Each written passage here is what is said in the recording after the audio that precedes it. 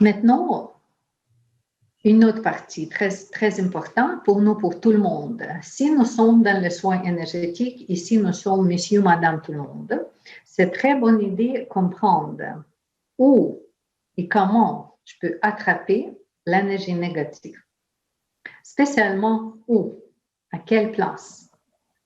Je vais vous donner une autre petit épisode des livres, même auteur que j'aime beaucoup, Barbara Andreenen. Quand elle, comme clairvoyante, témoignait quelque chose dans une bar où est-ce que les gens prennent l'alcool. Il y a une histoire comme ça.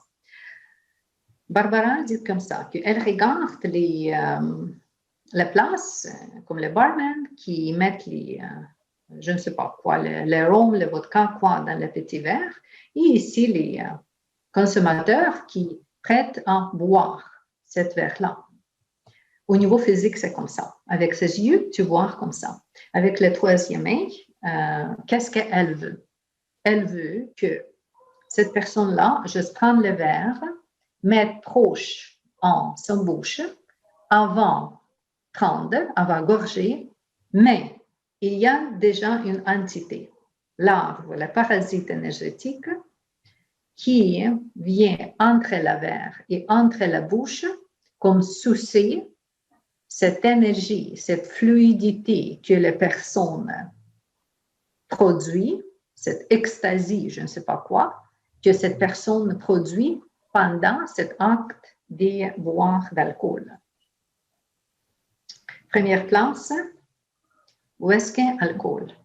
On peut attraper les mauvaises énergies. Il y a beaucoup d'énergies négatives qui se promènent là, qui habitent là. C'est sa maison, c'est sa place. S'il y a l'autre place, mais pour les drogues, je ne sais pas, pour les narcotiques, je ne pense pas qu'il y a les zones particulières dedans. Mais vous savez que maintenant, quand c'est popularisé, ce n'est pas prohibé des narcotiques, peut-être il y a la place publique. Dans un parc, c'est déjà mieux que dans les zones fermées. Mais si vous imaginez une maison de quelqu'un, un appartement de quelqu'un, qui invite les gens ensemble prendre les fumées ensemble, les drogues. C'est sûr qu'après ça, toutes de ses amis partent avec son, je crois, marijuana ou quoi d'autre partent, mais l'entité qui aime cette euphorie produite ou cette impurité produite par notre mental, agitation, craving, c'est ça, les entités vont rester dans la maison. Simplement, c'est dans une place parce que drogue, alcool, sexe. Sexe aussi, s'il y a les clubs des nus, danseuses nues, bonne place pour attraper la mauvaise énergie. Bonne place. Parce que c'est encore se joue avec ce type d'impurité en nous. Ces trois places-là. D'autres places publiques, comme un type de théâtre ou des stadiums. S'il y a nous avons ici, pas très loin d'ici à Montréal, quand nous avons les jeux en stadium, quand les gens entrent jusqu'à la police et tout inclus, OK, c'est la place commune. Ça peut être les stadiums, ça peut être le théâtre, dépendamment qu'est-ce qu'il y a dans le théâtre.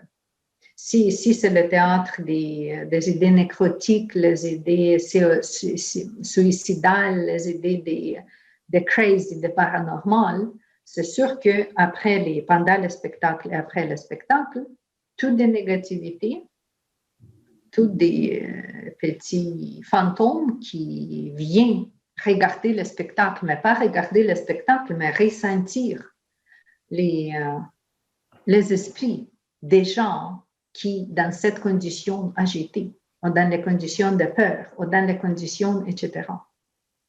Même chose, la manifestation, la place publique, où est-ce que beaucoup d'agression, agressivité, où est-ce que beaucoup des émotions fortes. Même chose comme les champs de bataille. Il y a très, très bon livre, le deuxième livre que j'aime beaucoup, c'est Michael Newton. Je pense que c'est le livre, vous allez trouver, Michael Newton, il y a le livre. Qu'est-ce qui se passe dans une chambre de bataille? Il dit que quand il y a beaucoup de soldats morts, par exemple, parce que la guerre, c'est la guerre, il y a la mort. Après la mort, aussi, cette influence, cette émanation de la peur, parce que le soldat est mort toujours avec la peur, n'est-ce pas? Cette émanation, c'est un nectar pour les énergies négatives.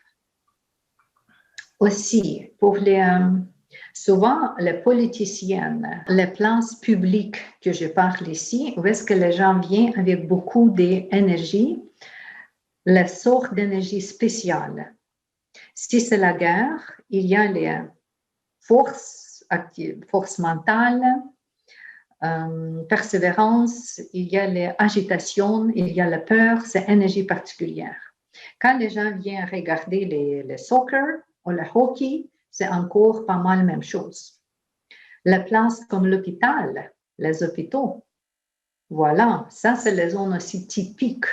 Où est-ce que, si vous pensez à vous visitez quelqu'un à l'hôpital, ou juste pensez à l'hôpital, ok, c'est pas déjà idéal, mais quand vous entrez là, vous restez là 1 heure, 2 heures, ou quoi, peut-être moins encore, vous retournez chez vous. Il y a le mal, il y a le disconfort, il y a quelque chose qui me dérange, n'est-ce pas? Parce que dans les hôpitaux et dans les places funérales, la maison funérale aussi, même énergie. Vous pouvez trouver aussi que ça, c'est la place que l'énergie négative aime, cette zone-là. Dans les hôpitaux, c'est sûr que ça peut être juste la peur ou la souffrance qui va créer cette égrégore de souffrance, qui va tirer des impurités énergétiques, astrales et tout. Mais la place funérale, le cimetière, ça c'est déjà la place où est-ce que les énergies, les fantômes des nécrotiques se promènent. C'est pour ça qu'il y a beaucoup d'histoires, il y a beaucoup de films, n'est-ce pas? Il y a le film que quelqu'un se promène près de la cimetière et voilà, il y a le fantôme, il y a quelque chose. Oui, c'est vrai, parce que nous avons nos énergies dans les champs énergétiques. Nous avons éthérique, astral, mental, spirituel, physique, 5 plus. Et après la mort, ce n'est pas nécessairement que notre corps disparaisse d'ici, de visibilité sur la Terre. C'est juste le plan différent. C'est la vibration différente, mais la place peut être pareille. Si vous avez quelqu'un morte chez vous, comme chez nous en Ukraine, je suis ukrainienne, chez nous, souvent, les derniers jours de sa vie, les gens passent dans la maison, pas dans l'hôpital ici ou l'autre place, mais dans la maison. Et chez nous, dans la maison de ma mère, j'ai compté une fois, il y a, je pense, 5 personnes qui meurent. Voilà. Avec ça, chaque fois que je viens visiter ma mère, je commence avec le nettoyage énergétique de la maison. Pas parce que je n'ai pas aimé ma grand-maman, mon grand-père, ou mon père, ou d'autres personnes qui vivent là. Non, pas pour ça. J'aime beaucoup son amour, son joie, son tout ça. Mais la présence énergétique après la mort est différente. Pour nous, pour le vivant, c'est différent. C'est pas nécessaire de bonnes choses. Et comme ça nous donne une idée qu'il y a des zones, il y a les plantes particulières où est-ce que l'énergie veut se regrouper. Ça, c'est un peu plus grave que j'ai parlé. J'espère que vous n'avez pas la peur. C'est tout un positivisme, toujours notre exploration. Il y a des choses moins graves, mais il y a des choses aussi importantes. Chez nous, vous avez votre chicane, vous avez le conflit chez vous. Peut-être il y a quelque chose de grave avec le visiteur, ou avec votre partenaire, ou avec quelqu'un. Après ça, vous êtes extérieur, Vous êtes intérieur, vous entrez intérieur, et voilà, vous entrez dans même l'eau sale. Parce que l'atmosphère, la place, garde la vibration, le taux vibratoire de qu'est-ce qui se passe avant. C'est pour ça qu'il y a la maison, vous aimez cette maison. Vous cherchez la maison, vous visitez quelques maisons, wow, je entre dans la maison, comment je me sens? OK, bien, je peux vivre là. Je entre dans l'autre maison, comment je me sens? Non, non, non, non, non, OK. C'est ça. Si vous êtes un pâte ou vous voulez développer ce type de ressenti, c'est tout possible. C'est tout possible. Parce que oui, la place, la zone garde les imprimes énergétiques ou les masses, la population des gens peut créer un égrégore de peur, égrégore des conflits, des scandales, des choses comme ça, qui est émis par les énergies négatives. Combien de types, quelle énergie négative existe? Oh, c'est quoi les fantômes, les implants, les larves, les trous noirs, les extraterrestres? Il y a beaucoup de choses. Ce n'est pas nécessairement que maintenant je dois vous donner tout ça, mais il y a plusieurs des types. Et pour chacune des types, vous trouvez la zone particulière ou la place particulière où est-ce que ce visiteur, pas bien aimé, le visiteur, se place dans notre corps, dans le corps physique, dans le chakra, dans le méridien ou dans notre rang. Pour ça, je vais vous donner un autre exemple. J'ai traité une femme avec la maladie pas mal très sérieuse, longtemps, et j'analyse son énergie. Et ce n'est pas juste les chakras intérieurs que j'analyse son énergie autour d'elle. Et qu'est-ce que je trouve? Je trouve qu'en haut de sa tête, il y a la zone particulière la distance particulière de la tête où est-ce qu'il faut regarder. Dans cette zone particulière, je trouve une image. C'est pas nécessairement que je vais vous donner tous les détails maintenant, comment mes perceptions de voir, de ressentir, de trouver tous les détails. Je vais vous donner juste comme les plus générales, une image générale. Je trouve la présence en haut de sa tête, de présence quelqu'un qui reste là, simplement comme observer, visualiser cette femme-là. Qu'est-ce qui se passe avec cette femme-là? Comment je traite? Je traite en communication. Cette fois ici que je vous explique, j'ai entré communiquer avec cette énergie. Toi, tu es qui? Pourquoi tu es ici? Est-ce qu'il y a des raisons particulières? En même temps, je toujours dois comprendre, est-ce que c'est méchant, cette présence, ou c'est positif? Parce que nous avons la présence angélique avec nous, n'est-ce pas? Ce n'est pas nécessaire que quand vous faites nettoyage énergétique, vous allez retirer et repousser tous des supports énergétiques, des bons supports angéliques, ou votre guide, votre esprit, vos anges qui vous gardent. Non, pas du tout. C'est pour ça, distinction entre l'énergie. C'est quoi cette présence-là? Pourquoi cette présence ici? Et avec la communication, j'ai compris que non, il n'est pas nécessaire. Cette femme n'a pas besoin de cette présence-là. C'est négatif pour elle. Et j'ai fait quelques gestes, quelques manipulations pour libérer cette énergie-là, cette présence-là. Et c'était intéressant que j'ai juste noté cette petite histoire dans mon journal. Quelques jours quand j'étais au forêt, il n'y a rien à faire, méditer, rien à faire. Et c'est bien que j'ai pris mon journal avec moi et j'ai trouvé cette note que j'ai écrite là. C'est pour ça tous les détails maintenant dans ma tête. Et oui, et finalement, j'ai libéré. Quand j'ai demandé cette énergie à sortir, j'ai vu qu'au début, il ne sort pas facilement. Il se cache dans un rang. Mais finalement, j'ai pris quelques reprises et finalement, il n'est plus de cet visiteur non désiré. Juste un exemple. Un autre exemple que je peux vous donner, ça c'était avec moi et mon ami Boris.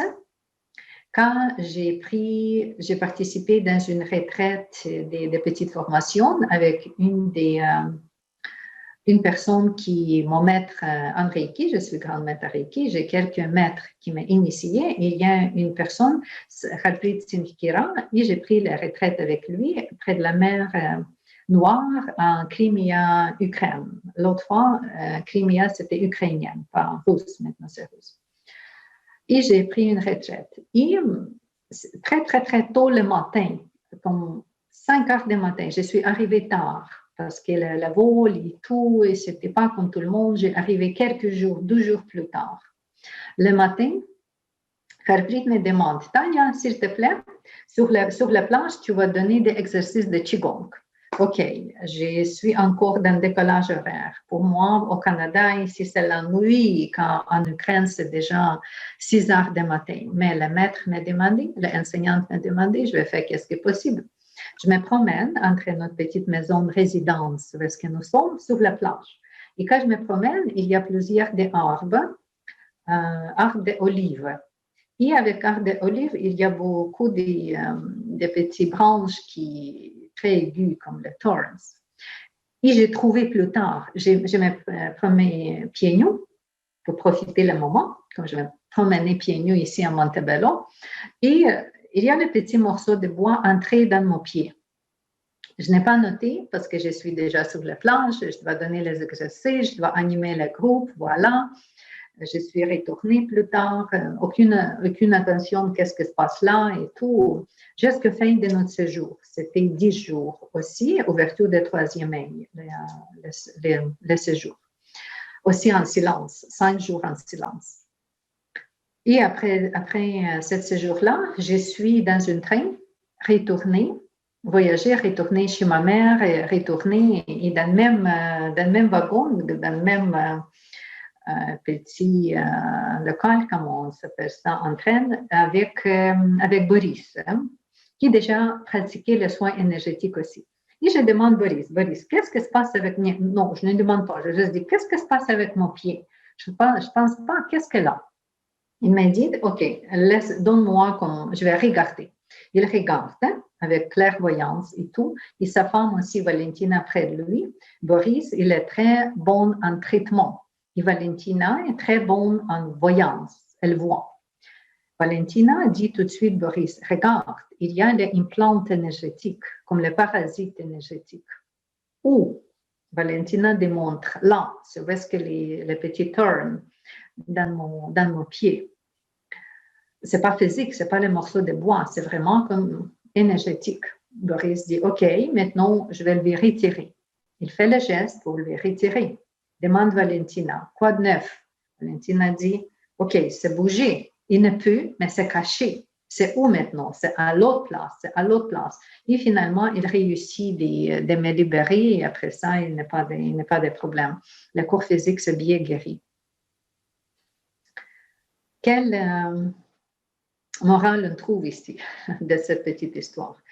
Si vous me posez la question, où exactement, dans quelle place dans notre aura, est-ce que c'est éthérique, est-ce que c'est astral, où exactement les impurités vivent?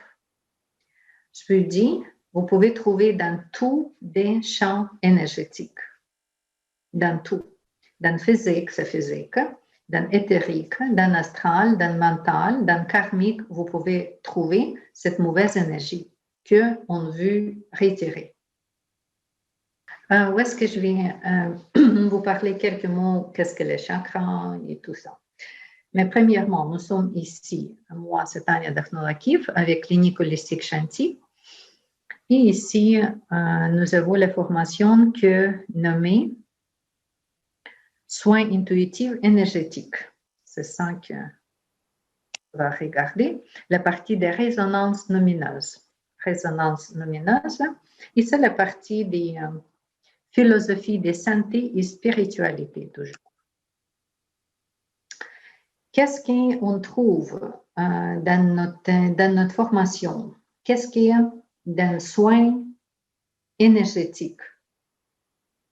C'est les études des corps éthériques Diagnostic énergétique. Diagnostic énergétique. Pour comprendre quel état des chakras nous avons, dans quel état. Est-ce que les chakras, les centres énergétiques fonctionnent bien? Qu'est-ce qui se passe avec les corps subtils, avec l'aura? Jusque les organes ont pu développer cette capacité de diagnostiquer. Après ça, massage énergétique, ce n'est pas la partie du module 2, mais dans le module 2, le soin énergétique, c'est la chirurgie éthérique et libération d'implants, parasites, trous noirs, sortilèges, imprint et artefacts. Plus purification vibratoire des objets et des lieux, utilisation des pendules. Oui, je pense que je vais donner aussi le pendule dans cette partie ici. Et après ça, nous avons l'autre partie qui inclut cristallothérapie. J'ai déjà donné le cours des cristallothérapie. Introduction, chromathérapie, c'est la partie du module 1. Et le module 3, c'est lecture des vies anciennes, les annales akashiques, guérison karmique et aliments, âme, corps, esprit. Ça, c'est le 3e module. C'est tout avec les techniques énergétiques qu'on parle ici. Mais en même temps, c'est pas grave que c'est énergétique. On toujours touche votre évolution personnelle. C'est toujours évolution personnelle.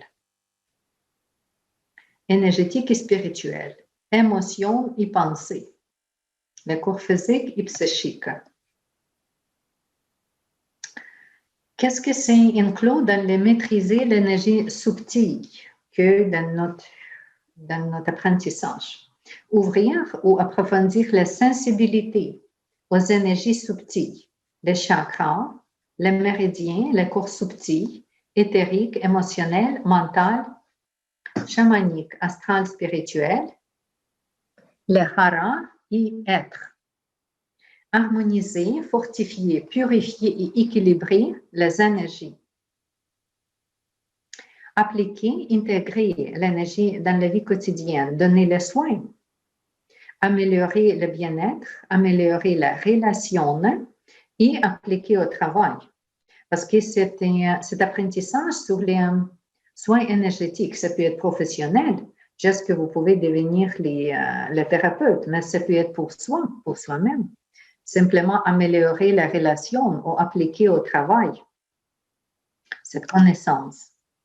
Quelle évolution personnelle on peut ici avoir? Toujours, au niveau, tous les niveaux. Le corps physique, vous allez ressentir. Avec le soin énergétique, on ressent bien sur le corps physique aussi. Il n'y a pas d'insomnie, il n'y a pas de maladie, il n'y a pas de mal avec ça, après le soin énergétique. Les émotions changent, parce que les émotions peuvent être aussi associées avec l'énergie, avec les implants, on n'est pas oublié. La psyché, définitivement. Nos relations, nos situations sociales et nos spiritualités. Qu'est-ce qu'on traite? Quand je parle des champs énergétiques, quand je parle des chirurgies énergétiques, qu'est-ce qu'on traite?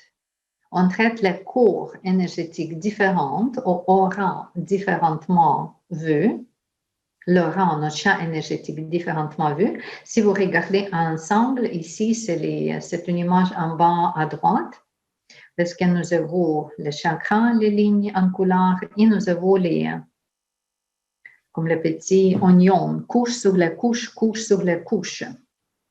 L'aura, c'est ça, on traite ces couches, chacune des couches. Et quelles couches nous avons? Nous avons les couches physiques, corps physique, en Anamaya Kosha, si vous avez appris Yoga Ayurveda. Nous avons le corps éthérique, au pranique, Pranamaya Kosha. Nous avons le corps ici émotionnel et mental différemment. Ce n'est pas comme en yoga, mais ici c'est différemment. Nous avons le corps émotionnel à traiter. Nous avons le corps mental traité. Nous avons le corps gabarit énergétique, c'est ça qu'on va ressentir avec la main. Si vous allez faire la formation avec moi, on va ressentir le gabarit énergétique pour mesurer l'aura. personnel parce que l'aura peut être très, très grand. Très, très grand. 3 mètres, 5 mètres, 200 mètres. Quand je voyage dans une chambre de mon maître Sai Baba en Inde, j'ai ressenti son aura jusqu'à 200 mètres. C'est une chambre à Puttaparthi, j'ai ressenti son aura en Bangalore. Mais ici, on va traiter le gabarit énergétique. Et après ça, nous avons les deux corps qui sont plus hauts que d'habitude, plus purs, pas nécessairement à traiter. Ça, c'est la partie des auras. Ici, la partie des chakras. Et j'ai mis ici sur l'image une image de deux de nos élèves, c'est Cynthia et Maria, en vérification des chakras. Parce que oui, on peut ressentir les chakras par la main. Oui, on peut voir les chakras par le troisième œil. Oui, on peut mesurer les chakras avec les pendules ou avec le corps physique, vous pouvez ressentir. 7 chakras. Et ici, il y a une explication des chakras. Muladhara, la première racine, Swadhisthana, le nombril est plus bas, Manipura, plexus solaire. Et oui, on peut avoir l'impurité dans le chakra aussi. J'ai trouvé avec mes clients impurité dans le chakra, j'ai trouvé l'implant dans le chakra, je trouve beaucoup d'informations dans le chakra. Anahata, c'est le centre du cœur, c'est la communication. Ici, Vishuddha. Si les problèmes avec le chakra Vishuddha, difficile à parler, il y a toujours mal à gauche, il y a toujours thyroïde, les problèmes avec les thyroïdes, mal explication, mal exprimer et les problèmes comme ça. Ajna. Ajna, c'est le chakra du troisième œil à développer. Si vous êtes dans votre chemin de développer votre clairvoyance, c'est sûr que vous allez développer votre chakra Ajna. Pas juste la ressentir par la main, pas juste le ressenti par le corps, mais aussi œil de mental, des troisième œil, comme nommé, développer le chakra. Et ici, c'est Sahasrara, chakra des pétales, des 1000 pétales associés avec la spiritualité, vraiment. Mais pour nous, c'est aussi la place associée avec la dépression. Si vous allez traiter quelqu'un pour la dépression, il faut regarder quel est temps de son chakra. Est-ce que ce chakra est ouvert ou fermé? Parce que si le chakra est fermé, voilà, il y a la dépression. Et vous savez que, très intéressant, que si les gens posent, c'est quoi la magie noire? C'est quoi la magie noire? Les gens disent, oh, peut-être je suis exposée, je suis une victime de magie noire. Nous, énergéticiens, on voit tous les problèmes, imaginoires aussi, comme les problèmes au niveau des chakras et au niveau de l'aura. Tu traites le chakra, tu traites l'aura, et après ça, il n'y a plus de problème avec magie noire. Qui nous sommes énergétiquement, nous sommes beaucoup plus que cette figure que ici, cette forme que ici, beaucoup plus. J'ai ressenti bien ça pendant mon vipassana, comment l'énergie vient de ma main, entre dans ma tête, vient de ma main, entre dans mon premier chakra. C'est incroyable, le ressenti énergétique. Oui, nous sommes énergétiques. Ici, cette ligne que ici vous avez sur l'écran, c'est brisée. S'il y a cette champ énergétique, cette structure placée sur le côté de votre corps physique, c'est ça quand on dit que ton aura sur le côté de toi.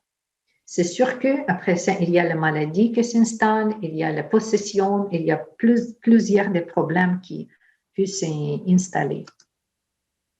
Reiki, ça peut être grande partie de votre apprentissage si vous voulez. Je suis maître Reiki, je peux vous initier au premier niveau de Reiki juste pour mieux ressentir l'énergie. Et intéressant que dans une école où est-ce que je suis, école indienne traditionnelle, le premier niveau, première initiation au Reiki, je travaille sur l'ouverture du troisième œil, déjà avec le premier niveau. OK, ça c'est un peu des exemples. Le soin Reiki, oui, c'est aussi le soin énergétique. Quand on place ses mains sur la cour, ça c'est le premier niveau. C'est sûr qu'avec notre programme, avec le développement, vous allez aller beaucoup plus loin que juste placer la main. Ça, c'est le premier niveau de Reiki. On va aller beaucoup plus loin pour le ressentir, pour travailler avec les chakras et tout. Pendule, oui, je vais vous expliquer aussi pendule sur les chakras. Aussi, diagnostiquer les chakras par le pendule, diagnostic. Et dans notre classe, la chirurgie énergétique ou intervention psycho-énergétique, c'est une technique particulièrement performante qui permet d'éliminer l'énergie négative de soi-même, des autres personnes pour auto-guérison profonde. Ça va aider. Pourquoi? Psychothérapie pranique, je nomme aussi. Accompagnement et traitement du stress, dépression, addiction, troubles de comportement, agressivité, phobie, insomnie, etc., etc., etc. Et c'est sûr que oui, ici, on trouve les chakras, on travaille avec les pensées, influences sur le système énergétique pour toutes des impurités, purifier toutes des impurités. Sur Image, c'est le groupe des résonances lumineuses, vraiment le module 2 que j'ai donné cette formation dans ce groupe-là. D'habitude, à la classe, oui, on travaille comme ça, mais c'est avant COVID, il n'y a pas de masques ici. Maintenant, dépendamment des restrictions des gouvernements, de notre santé et tout, c'est peut être un peu différent, mais c'est pas mal comme ça. Il y a beaucoup de ressentis. On apprend à ressentir. Traitement de la maison aussi. Je vais inclure cette partie dans le deuxième niveau. La géométrie, ça c'est un module 3. Et ici, quelques groupes. OK. Ici, à gauche, c'est le premier groupe.